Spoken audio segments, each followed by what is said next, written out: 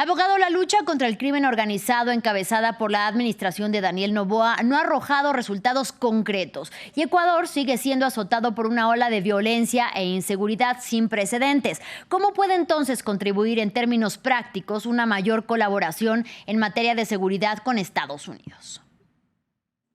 Precisamente de esa manera, reconociendo que el Ecuador solo requiere de la ayuda y de la cooperación internacional. Creo que el Ecuador ha tenido un proceso en donde pasamos de una sobreideologización, en donde no quisimos aceptar cooperación internacional, donde rechazamos cualquier tipo de ayuda militar y bases aquí en el territorio, a entender que la cooperación es algo que hacen los países que quieren ayudarse y siempre entendiendo los pilares que tienen que estar detrás, los pilares muy claros de soberanía, de seguridad y sobre todo de intereses en conjunto, que es lo que acaban de demostrar el día de hoy.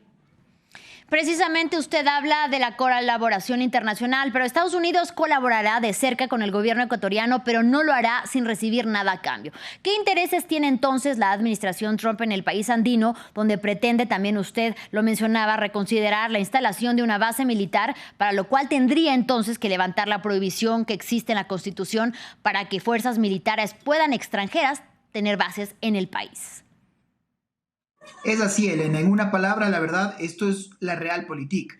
A los Estados Unidos, en mi criterio, solo les interesa dos cosas únicamente. Uno, el tema migratorio y dos, cómo va a ser esta cooperación en esta alianza en contra del crimen transnacional. Pero son dos intereses que también están alineados con los ecuatorianos. Por eso, la declaración hoy también de como cárteles terroristas, a los choneros, a los águilas, en fin, a los grupos delincuenciales ecuatorianos no es un tema menor, porque a la luz del derecho internacional ya son objetivos militares. Aparte de esto, se habla puntualmente del tema de ayuda, como ustedes muy bien han dicho, de la cooperación de esta primera entrega de $20 millones, pero también, pese a que no es la cartera de Estado de Marco Rubio, lo dejó también aclarado que está dentro de toda esta negociación el tema arancelario. Entonces, para mí hay tres pilares muy claros. Los dos que los norteamericanos lo han dejado muy bien establecido y este tercero que ha logrado el Ecuador, que es también conversar del tema de la reducción de los aranceles impuestos por la administración de Trump.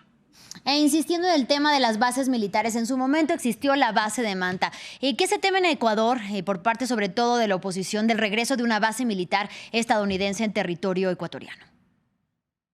Mira, en la universidad hicimos un estudio y nos dimos cuenta que en el mundo existen más de 1.100 bases internacionales actualmente. Hay 193 países que conforman la Organización Mundial de las Naciones Unidas. O sea, estamos todos ante este alejamiento de la soberanía o con este principio, como insistíamos, de una cooperación eficaz. Entender que el ejercicio de soberanía es precisamente saber a quién dejas entrar y a quién no y cómo controlas tus fronteras. Hay países como Australia, como Alemania, como España, como Canadá que tienen bases internacionales y yo creo que la discusión aquí en el Ecuador se ha centrado en primero reconocer que queremos volver a ser esa isla de paz que siempre hemos sido, que el problema de la delincuencia organizada transnacional ya nos explotó en la cara y este no es un problema de Colombia, no es un problema de México, es un problema regional, entonces tiene que ser tratado de esa manera y con los socios que estén dispuestos a ayudar en esa materia.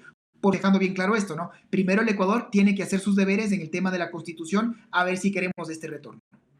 Ahora, Marco Rubio atribuye, abogado, el poder de los cárteles ecuatorianos a que reciben dinero de cárteles de México, Venezuela y también Colombia. Pero, ¿qué tan infiltrados están, por ejemplo, con la clase política ecuatoriana, más allá del dinero que puedan recibir desde el extranjero?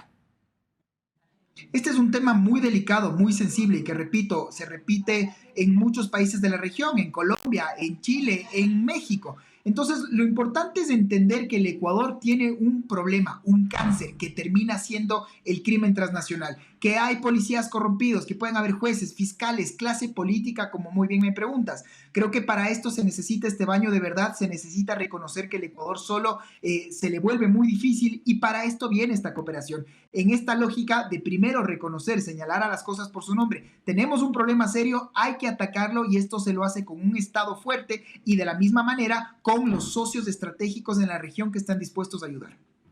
Abogado, finalmente nada más que nos diga, ¿esto se podría considerar entonces de alguna manera una derrota para el gobierno de Daniel Noboa, que decía que estaba en capacidad de pues combatir al crimen organizado y el narcotráfico sin ayuda extranjera? Yo tengo completamente otra lectura a esa. Yo creo que esto, de hecho, es un triunfo primero de diplomacia interna cuando la canciller logró juntarles a los diferentes alcaldes en un objetivo común y decir que el crimen transnacional es un objetivo de todos. Y el segundo, que el presidente lo que ha dicho es que tiene que regresar el tema de una cooperación militar que lo está teniendo en este momento y justamente del principal socio comercial del país, que siguen siendo los Estados Unidos. Bien, le agradecemos muchísimo al abogado Esteban Santos que desde Ecuador nos dé su análisis sobre la reunión que sostuvieron hoy en Ecuador. Gracias.